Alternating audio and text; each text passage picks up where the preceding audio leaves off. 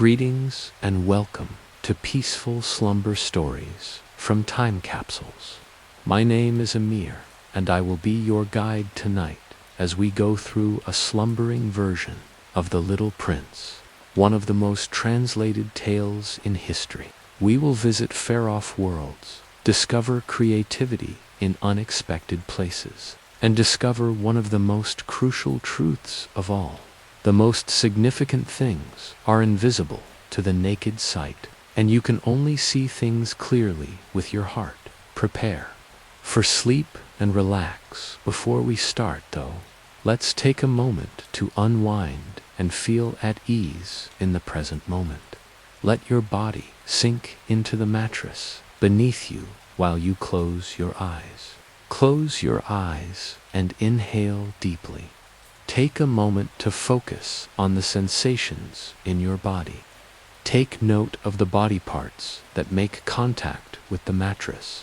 Your legs' weight settling onto the plush bed. The sheets feel cold and silky on your skin, providing comfort. The way your head is supported by the pillow, allowing it to recuperate and rest. Experience the warmth of the blankets as they embrace you and welcome you to this secure haven of rest and comfort. Now, look for any strain or weight you may be carrying in your body. It is possible that some aches and pains have surfaced tonight. If so, we will now take a few minutes to gradually reduce any tension or discomfort. Start by tensing your hands and arms and taking a slow, deep breath. Pull your arms as firmly as you can while clenching your fists. Tension should be held for 1, 2, 3, 4, and then fully released with an exhale. As you release the tension you've been dragging around, feel the calming energy that flows over your hands and arms. Proceed to your torso after that. Inhale slowly while tensing your chest and abdomen. For 1, 2, 3, 4, ... Hold the tension, and then exhale to let it go. Exhale after taking another big breath and enjoying how wonderful it feels as it enters your lungs. Go from your torso to your legs now. Take a deep breath and contract every muscle in your legs firmly as you can. Hold the tension for a full exhale. After 1, 2, 3, or 4 seconds, feel the strain you've been carrying melt away as your legs experience a wave of warmth and relaxation. Last but not least, focus on your head and shoulders. Crush your teeth, raise your shoulders toward your ears, and strain any facial muscles you can as you take a slow breath. Feel the pressure rising as you hold your breath for 1, 2, 3, 4, and so on until you finally let it go entirely. Feel a fresh energy swirl over your head, releasing any burden you may have been carrying there, and a renewed sense of clarity. Know that you can go back to this practice at any time during our exploration of the Little Prince's kingdom to release any stress you may be experiencing. You can return to it whenever you need to anchor yourself and find peace. Let's start our story now that we have taken the time to consider how comfortable we are in this moment. A talented child made the decision to pursue art at the age of 6 in his very first sketch from his early years. The little prince showed a boa constrictor eating an elephant instead of the sun, flowers, or his parents. Many of the grown-ups in his immediate vicinity complimented him on his design of a hat as he proudly displayed it, perplexed by their failure to understand the narrative he was conveying through his artwork. He proceeded to create drawing number 2, which would be readily apparent to even adults. It depicts a cross-section of a boa constrictor with an elephant within. The grown-ups he presented his drawing to shook their heads, while other kids were thrilled. The kids' incessant need to explain things to adults was really exhausting. The little youngster was urged to abandon sketching and the arts in general. Why didn't he try concentrating on language, math, or geography instead? He therefore focused on becoming a pilot rather than pursuing the arts. He would at least be able to fly far above the clouds and get a completely different perspective on the earth at that point, because his opinion of grown-ups was the only one that remained constant. Despite asserting that they are focused on important things, these adults were simply too smart for their own good.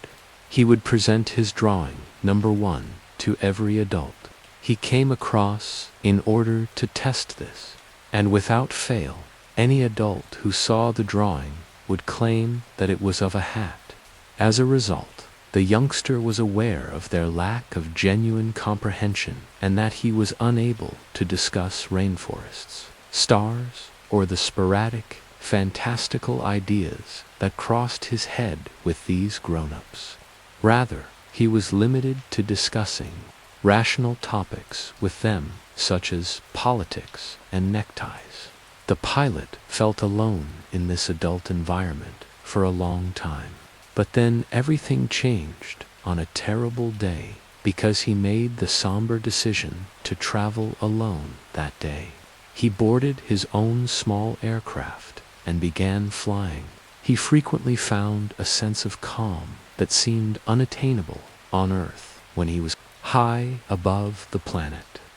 As he rose further and higher into the sky, he enjoyed sailing far above the cottony clouds and felt the weight of gravity drop away from him. He cherished the way the clouds' tops glinted and shone in that stunning orange glow as the golden sun reflected off them. He adored how the world appeared so tiny while still being so enchanted. Raging rivers were reduced to a lace of blue and turquoise that wound over the countryside as he could see. He could see the mountains change from imposing unearthly giants to jagged protuberances emerging from the ground, carrying a patchwork of tans, browns, and greens. One thing that constantly left him speechless was the view of the entire countryside. He could see the glittering sea in the distance, which extended endlessly to the horizon from those jagged mountain cliffs. However, the pilot was flying somewhere much more amazing on this tragic day. He flew well over the Sahara Desert, which is one of the world's most remote, barren, and lonely regions. However, from above, it was also among the most exquisite. The variety of colors and shapes in the desert sand was breathtaking. For miles on end, the beach was immaculate and flawless, resembling an infinite sea of peace. Then, as if to kiss, the newborn blue sky, enormous dunes, appeared out of nowhere. It appeared as though nature itself was utilizing the sand as its creative canvas because of the trails, swirls, and intricate patterns it included. Every moment of flying over the Sahara Desert was cherished by the pilot. He was reminded of the world's beauty and enchantment. However, he had no idea that he would be witnessing this amazing and untamed scenery up close. All of a sudden, his aircraft started to groan and creak. It became very clear that his plane was heading down as he started to lose height. He gripped the controls as steadily as he could and led the aircraft down to the sand. He saw the dunes approach him more and more until they were looming above him. Sand flew up into the simmering air in enormous plumes as he crashed onto the ground. Although the landing wasn't very comfortable, he was glad to be safe. He had not been hurt in the collision, but the engine on his plane was broken. He heard the crunch of the sand beneath his boots as he staggered out into it. His jet was obviously not going to take off anytime soon. He was put in a difficult situation. He had observed from above that 4 kilometers there were no houses, no people, and no supplies. He had little supplies and no one to turn to for assistance. Or was there someone to seek assistance from? He first became aware that he wasn't alone as he was drawing with a pencil and paper. "Can you draw a sheep?" chimed a tiny, strange voice. The pilot turned in surprise to discover a little figure standing in front of him. The young prince was small, had blonde hair, and had inquisitive eyes. The pilot was initially uncomfortable. Seeing a young man like that in the desert, he was aware that he would need to provide the child with food, attention, and assistance in getting home. However, there was a peculiar quality about him. The young prince's face was completely devoid of fear. He didn't seem like a young man who was worried about being lost in the desert. The little prince was informed by the pilot that he could sketch something else, but not a sheep. The pilot smiled as he made his first drawing for the young prince under the scorching desert sun. After holding the photo in his tiny hands, the young prince cried out, "No, I don't want an elephant inside, a boa constrictor. I need a sheep. They're too huge and scary." The pilot repeatedly drew the small prince sheep, but each time the prince rejected the drawing. He said it wasn't the sheep he was seeking. The pilot finally lost patience and sketched an image of a box. He smiled as he gave the tiny prince the drawing and informed him that the very sheep he was seeking was in the box. The young prince was so happy that he embraced the photo. It fulfilled all of his expectations. He questioned out loud if there would be enough grass in his cage for the sheep to eat. The sheep lived in a fairly small box. After all, the pilot, however, was far less worried about the hypothetical sheep in the hypothetical crate. He attempted to inquire about the little prince's origins. However, the prince just wanted to ask questions. He had no interest in providing answers. With astonishment shining in his eyes, the young prince examined the jet with awe-inspiring curiosity, prodding the metal parts. He questioned the pilot about the plane's mission. "I can fly through the sky thanks to it," the pilot replied. A reassuring smile spread across the little prince's face. Hearing that he, too, was a product of the sky gave him a sense of relief. To the pilot's amazement, he inquired as to which planet he came from. The pilot asked the young prince the same thing in return, wondering if it would account for his presence in the desert. Oddly enough, though, the young prince remained silent. Rather, he smiled as he appreciated his drawing and thanked the pilot again for creating such a lovely sheep for him. "In order to keep the sheep from getting lost, would you like me to create a post and a rope for him?" the pilot inquired. However, the young prince simply laughed and informed him that the sheep couldn't possibly get lost because his planet was so tiny. That was the pilot's first hint as to the origin of this odd young guy. He concluded that the boy was from asteroid B612, a small asteroid that was identified back in 1909 after consulting certain astronomy maps. However, adults only care about that one information, because the pilot was aware that adults are only able to comprehend numbers and facts. They are indifferent to genuine and authentic attributes in objects. They gauge how beautiful things are. They lose everything else because of their age or their cost. They perceive a square on a piece of paper burning in the Sahara Desert sun, rather than a sheep in a box on a tiny planet. The pilot had some of the most fascinating days of his life during the next few days. The pilot and the young prince worked on the aircraft and strolled around the surrounding beach all day long. They became closer and closer with every sunset they saw and every morning that woke them up. And the pilot learned more and more about the origins of this odd little guy. The young prince gave an explanation of his initial motivation for wanting the sheep on the third day of their meeting.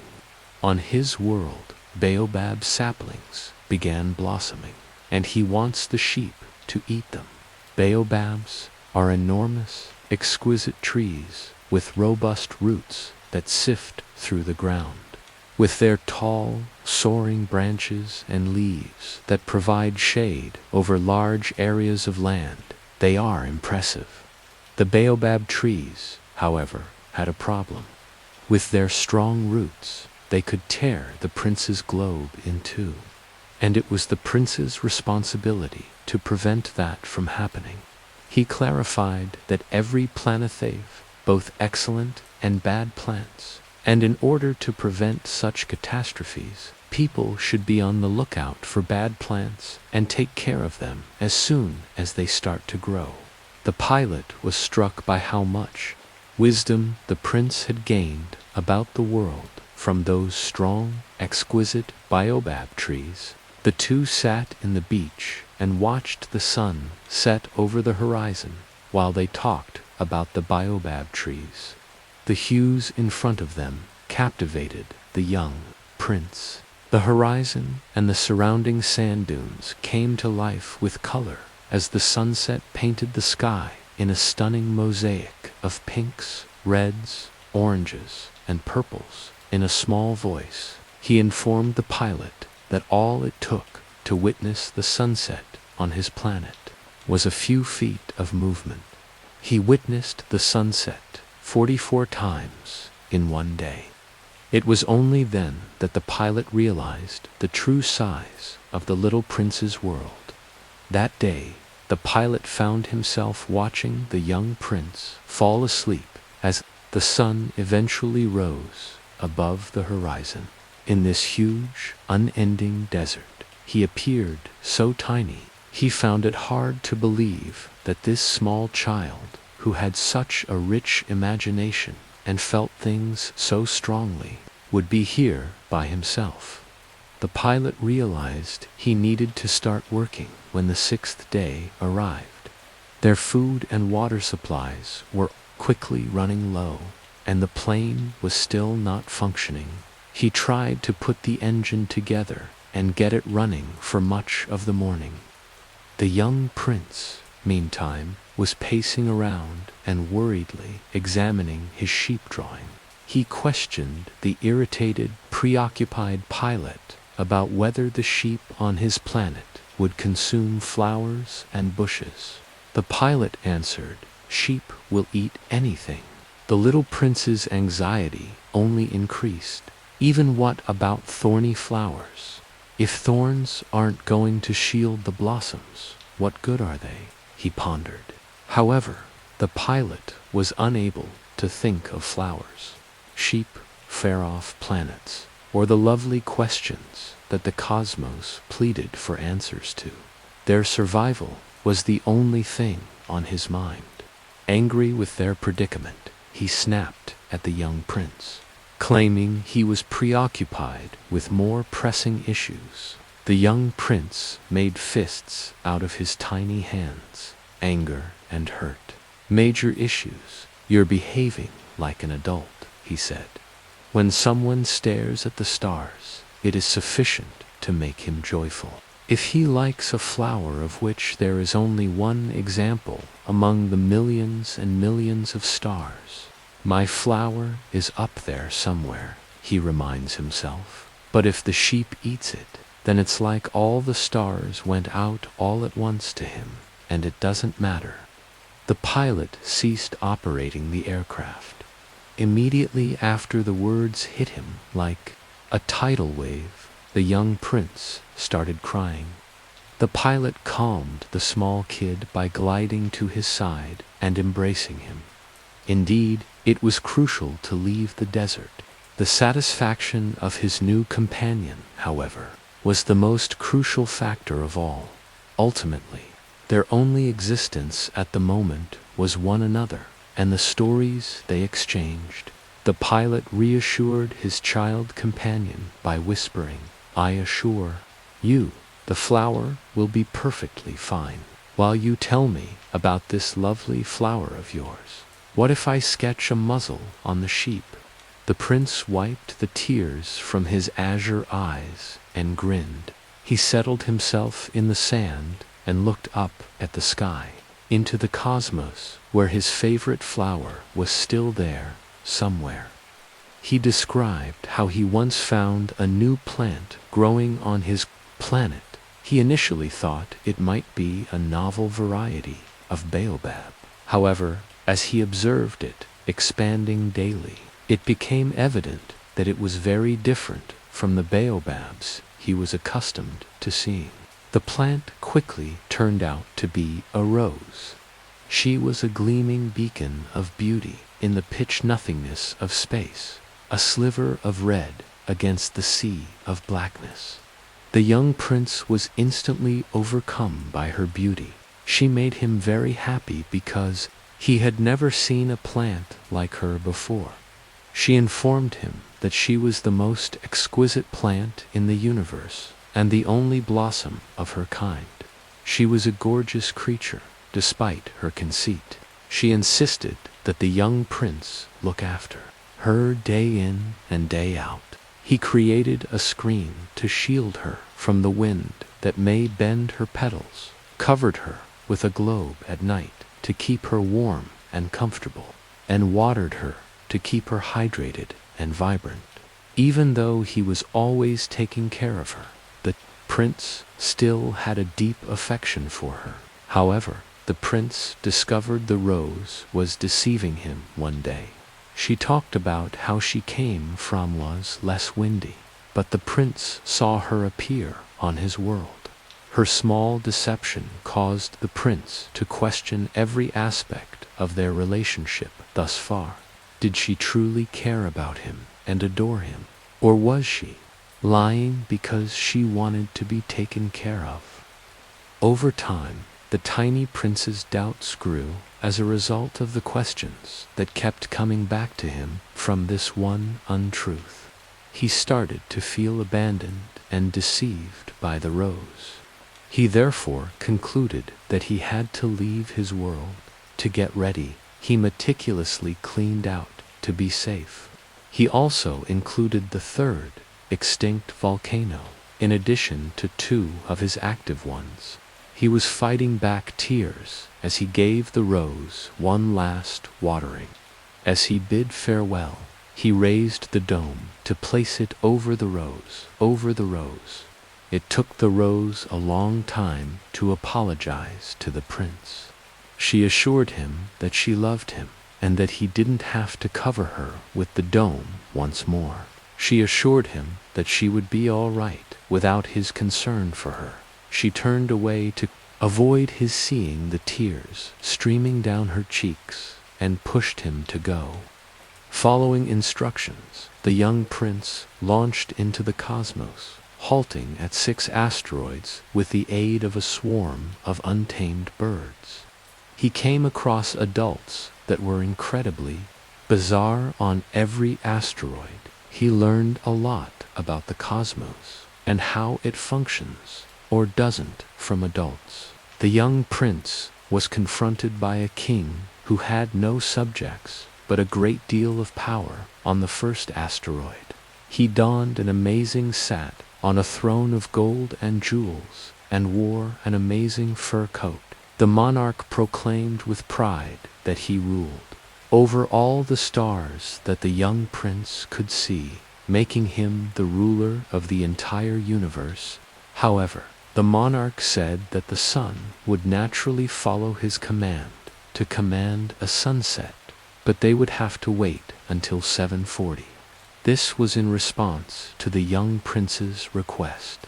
Before choosing the time, the king was looking through an almanac, which the young prince couldn't help but notice. The young prince was frantically invited by the king to remain on his planet and work as the minister of justice. The young prince felt that this job was meaningless because there was no one on the asteroid to pass judgment.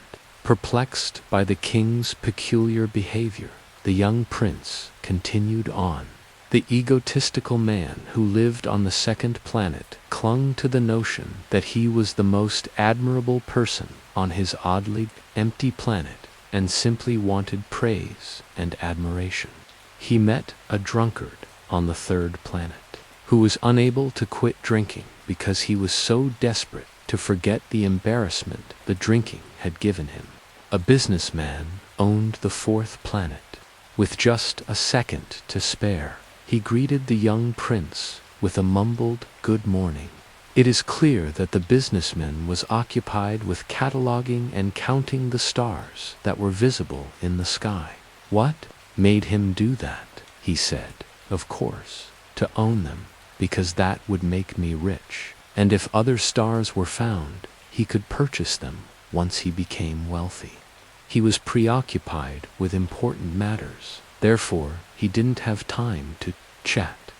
There was hardly enough space on the fifth asteroid, the tiniest one to date for a lamplighter and a street lamp. The lamplighter graciously clarified that he was instructed to light the lamp at night and put it out first thing in the morning.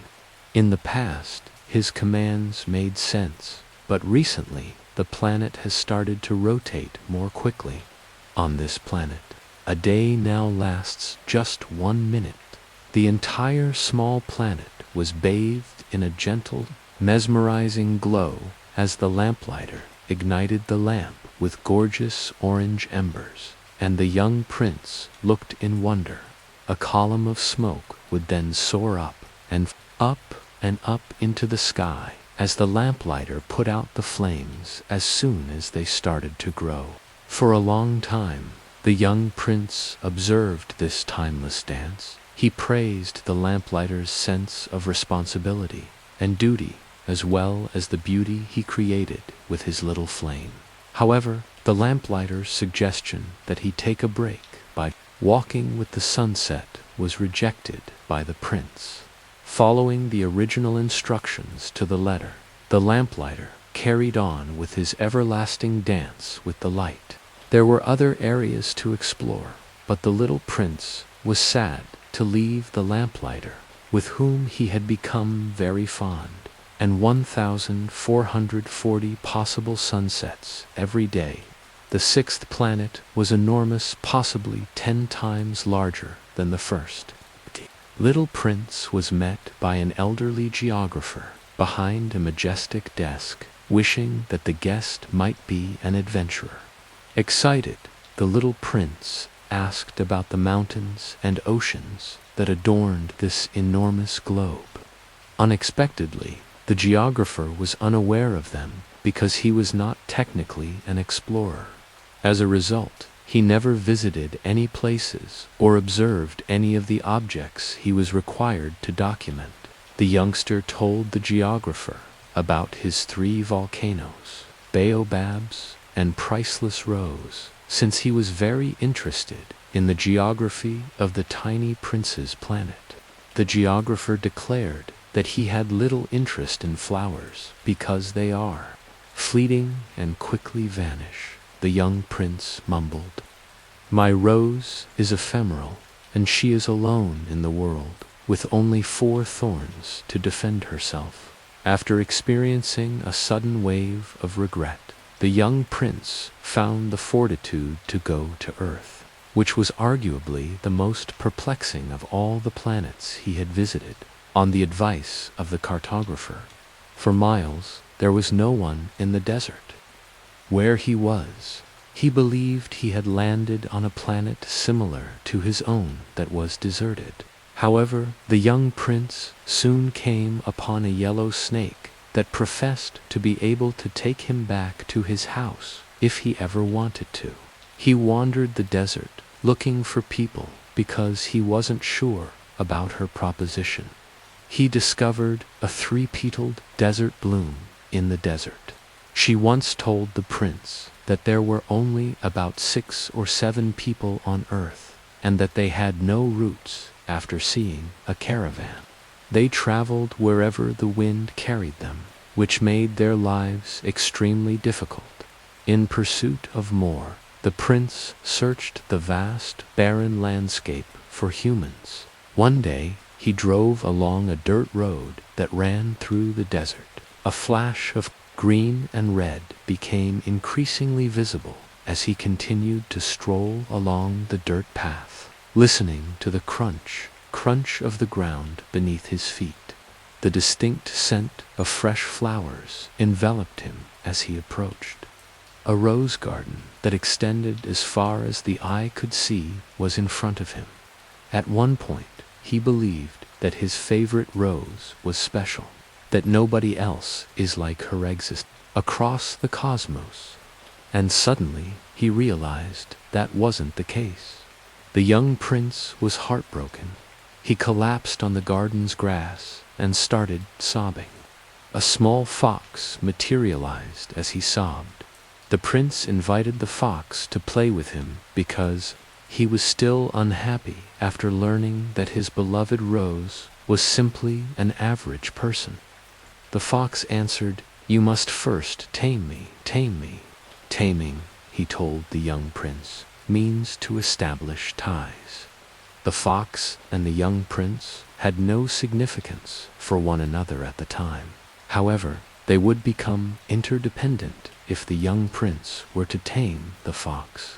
To each other, they would be distinct and special.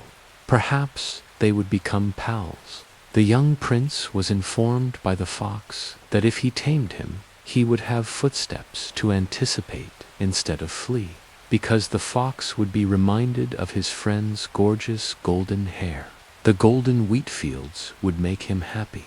The young prince eventually learned that a particular flower may help him tame the fox, had subdued him, though he praised him for giving him a cause to observe and enjoy the beauty of the wheat fields. The fox mourned quietly when it was time for the tiny prince to leave. The fox advised the young prince to return to the rose garden as he was leaving toward the horizon. He would then at last understand why the rose on his planet had such a particular place in his heart. The fox instructed the prince to go to the rose garden. The tiny prince started to understand the true significance of his rose as he stood in the garden, surrounded by aromatic leaves and petals. These flowers might have all been equally lovely, but they weren't this rose, because he loved and cared. For her, his rose is special to him. The prince returned to bid the fox a final farewell after becoming enlightened by this realization. The teachings the little prince had learnt made the fox proud.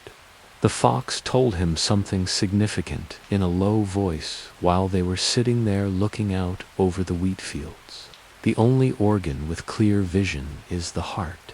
What's significant is lost on the eyes. She is unique because of the time the prince spent with his favorite rose and the bond he created with her. I hope this story was enjoyable to you and that it helped you have a restful night's sleep. Please join me for another sleep story tomorrow. Till then, have a wonderful dream.